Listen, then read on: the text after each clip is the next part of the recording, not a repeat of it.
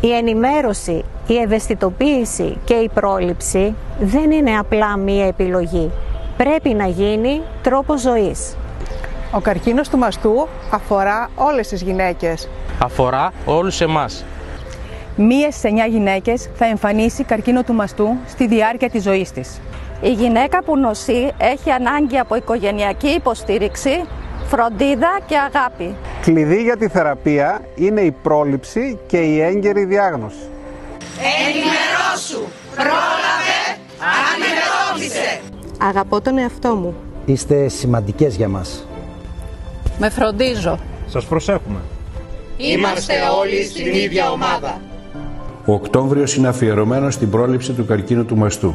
Αυτό το μήνα αφιερώστε χρόνο σε εσάς και στη φροντίδα της υγείας των αγαπημένων σας προσώπων. Να εύχεσαι να μη σου τύχει, φρόντισε να μη σου συμβεί.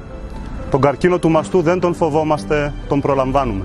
Έλεγξε το μαστό σου με ψηλάφιση, με μαστογραφία, με κλινική εξέταση από γιατρό. Ψάξου. Είσαι γυναίκα από 50 έως 69 ετών. Ενημερώσου για το πρόγραμμα Φόβη Γεννηματά. Η μαστογραφία είναι μια εξέταση απλή, ανώδυνη και διαρκεί λίγο. Κάθε γυναίκα είναι μοναδική. Στεκόμαστε στο πλευρό σας. Φροντίζουμε για την υγεία σας. Στον καρκίνο του μαστού μιλάμε όλες και όλοι την ίδια γλώσσα. Αυτή της πρόληψης. Μείωσε το σωματικό βάρος. Ακολούθησε σωστή διατροφή. Κόψε το κάπνισμα. Μείωσε το αλκοόλ. Αύξησε τη φυσική άσκηση. Άλλαξε συνήθειες. Δεν είναι μόνο μια κορδέλα.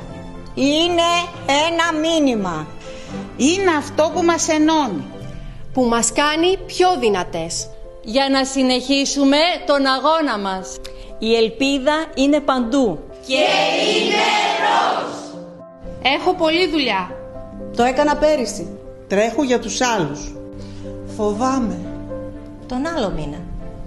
Μην κρύβεσαι πίσω από δικαιολογίες.